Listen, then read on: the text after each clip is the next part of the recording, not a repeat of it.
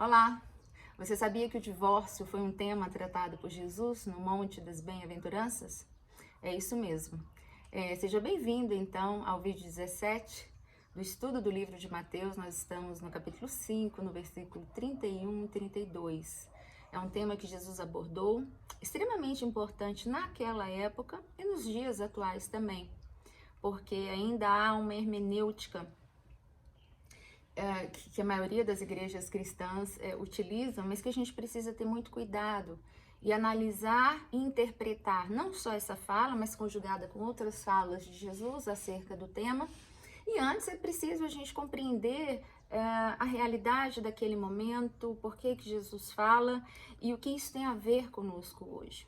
Tá? É sempre importante, eu sempre falo isso, compreender para quem Jesus estava falando e o que se passava naquele tempo, para que de repente nós não coloquemos sobre os assuntos, e aqui hoje é o divórcio, mas tem outros assuntos que nós já falamos, uma estrutura de pensamento equivocada, né? Às vezes extremamente moralista e muito pouco ética. O que eu quero dizer com isso? Eu quero dizer que é mais sobre o que deve ser feito do que de fato o que se faz, né?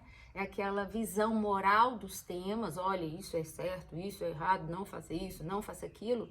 Mas, no entanto, na prática cotidiana, essas hermenêuticas têm pouquíssimo a ver com o que se vive, sabe? É aquela neurose de se viver de um jeito santo, mas que não tem uma palavra que te estruture internamente a sua cognição, os seus aspectos emocionais e que te constroem, né, que te possibilitem construir de fato um caminho santo dentro de você. Tá? Então, essa hermenêutica aqui que eu faço é a hermenêutica de Jesus, colocando ele sempre como centro, como guia da nossa interpretação da palavra, né? E aqui Jesus está falando, a gente não pode descartar, de um problema social também, de um problema ético. Social por quê? Porque quando você vai estudar o tema, quando você vai estudar a história da época, você vai entender que os judeus, o judaísmo possibilitava ao homem casar com a mulher e daqui a 3, 4, 5 dias ou semanas, né, ele repudiar essa mulher, por qualquer motivo, inclusive, né?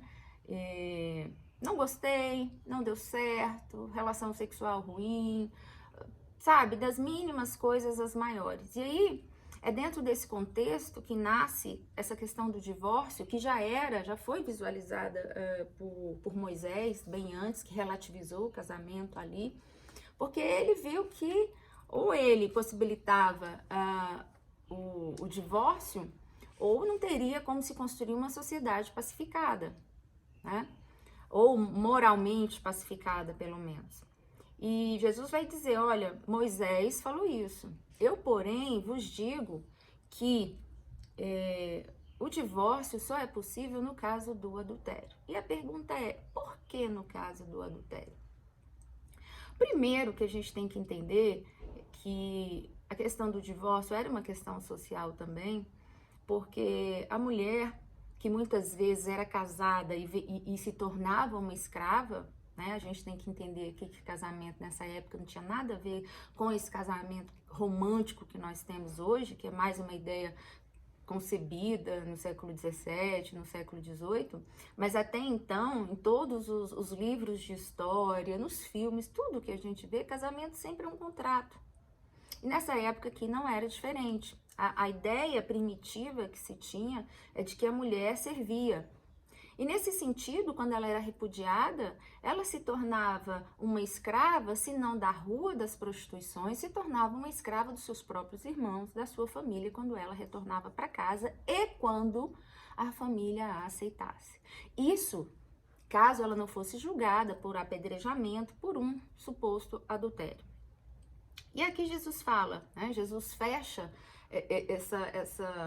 essa passagem histórica aqui do tema divórcio e fala, olha, mas lá na frente ele vai falar isso também, Mateus 19, Marcos 10, são os momentos, né, que Jesus fala sobre o casamento e o divórcio, e ele vai dizer, olha, só é possível o divórcio pelo adultério.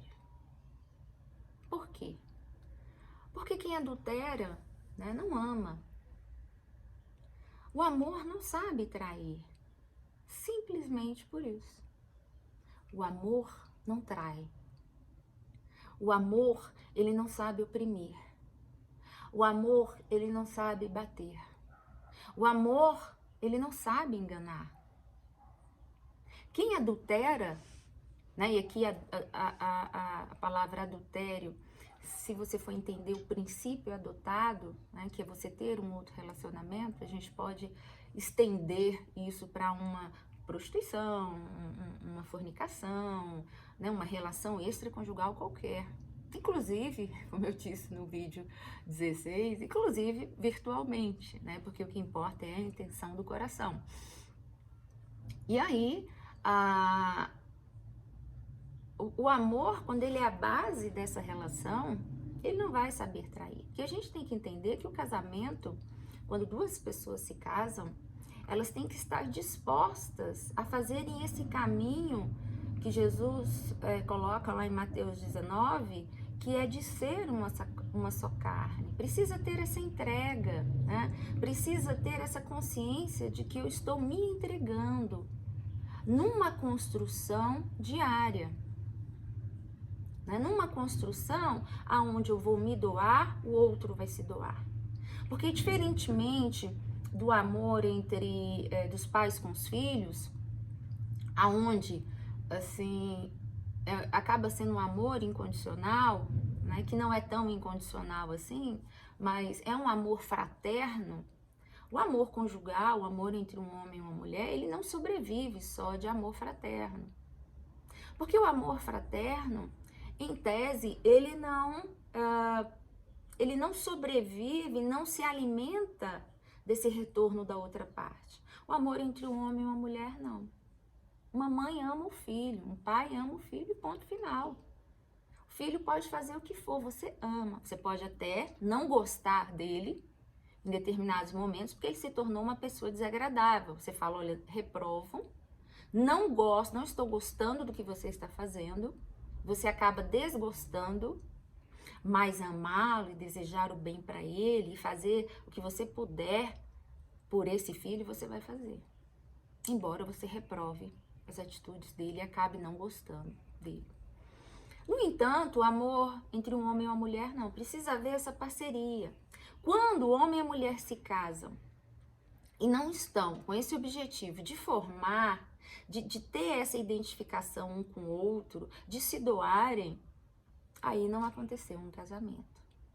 Porque tanto naqueles dias como nos dias atuais, pouquíssimos casamentos acontecem por essa identificação de valores, de você olhar para uma pessoa e falar, eu quero construir algo com essa pessoa, porque eu vejo nela isso, isso e aquilo. As motivações para o casamento acontecer são várias. Eu caso porque eu quero sair de casa, eu caso porque eu quero uma estabilidade financeira, eu caso porque eu quero comprar um apartamento, eu caso porque eu quero ter filhos. Não, eu quero ser mãe, aí eu vou lá e caso. Mas eu não tenho, em primeiro lugar, né, esse desejo de identificar a minha alma com a do outro e partir para essa construção. Muitas vezes eu caso e nem aberto afetivamente para esse encontro eu estou. Eu caso porque o casamento faz parte de uma estrutura maior que é uma família. E eu quero uma família, mas eu não quero uma identificação pessoal com o outro. E aí está o grande dilema da maioria dos casamentos infelizes e dos divórcios que acontecem. Por quê? Porque amar é isso, é você estar aberto a essa identificação, é você se entregar nisso. Pouquíssimas pessoas estão dispostas nessa entrega, a trabalharem. E como diz o psicólogo Rossano Klinger, né, ele diz que o amor é um sentimento nobre, de fato, em Cristo a gente vê isso, um sentimento nobre. Porque é um sentimento de doação, de identificação, sua e do outro. Não pode ser só sua e nem pode ser só do outro.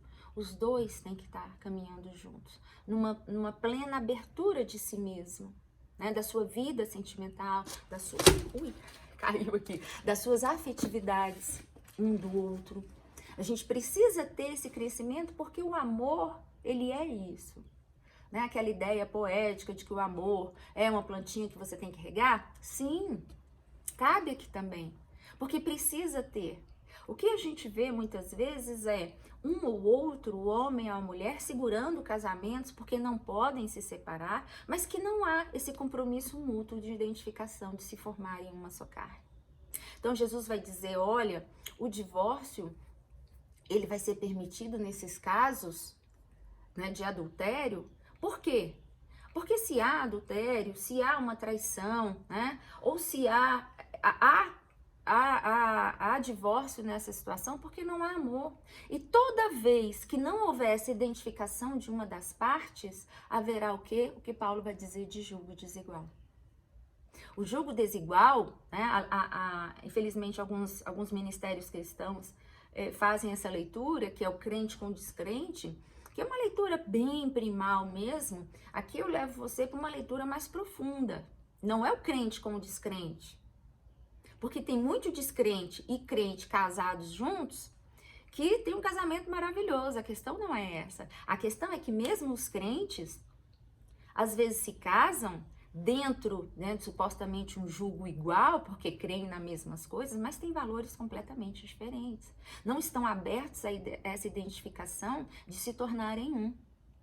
O que Jesus está falando é que toda vez que houver um casamento onde não há amor, não há essa identificação de se tornarem uns, esse casamento está fadado ao divórcio. Porque não existe você se tornar um com quem você não ama. E para isso Jesus usa inclusive o adultério em toda a sua relação no Velho Testamento com Israel. E isso é tão sério, essa identificação de você se tornar um, que ele pega o profeta Ezequiel, fala para o profeta Ezequiel casar com a prostituta. O profeta Ezequiel começa a amar essa mulher, sofre, por quê? Porque de noite ela deita com ele e passa durante o dia se deitando com o outro. E Deus vai falar, olha Ezequiel, mostra para esse povo como que você vive e é isso que eles fazem comigo. Eles não me amam, eles não querem se identificar comigo, eles não querem conviver comigo, eles passam o dia adorando outros deuses, mas quando chegam no templo diz, ó Deus, né? O Senhor é o Deus da nossa tribo. Mentira! Seus lábios me honram, mas o coração de vocês está longe de mim. Deus vai usar no Velho Testamento essa figura do adultério como a maior expressão da falta de amor, de identificação do povo dele com ele. Por isso que quando chega Jesus, e Jesus passa a ser o nosso noivo, e existe toda uma identificação com isso, essa identificação ela é tão importante que Jesus vai dizer lá na carta, no Evangelho de João, eu e o Pai somos um. E quando eu for, o Espírito Consolador vier, ele estará em vocês, para que nós sejamos todos um. Por quê? Porque a nossa identificação com Deus deve ser genuína por meio de Jesus. É em Jesus que eu vejo que eu posso me identificar com Deus, ao qual eu prego, ao qual eu recito louvores, ao qual eu entrego a minha vida. Por isso que o divórcio, ele precisa até acontecer aonde há adultério em algumas situações, obviamente, porque aonde houver perdão, aonde houver um desejo do outro, do adúltero e deste aqui, em voltarem a se identificar e restaurar esses casamentos, também é possível. Em qualquer momento é possível um casamento, né, dessas pessoas fazerem essa parceria e voltarem a ser um em Cristo. Mas se não tiver amor, e aqui eu, né, reitero, o amor, ele é a única condição, Jesus vai dizer aqui nessa palavra. O amor é a única condição para um casamento continuar. Se não tiver amor, divorciem. Não há família sem amor. Vai estar sofrendo os dois lados. Pode ter muita coisa, menos amor. E essa é a palavra que Jesus deixa para nós. Tem muita coisa ainda a falar, mas eu paro por aqui.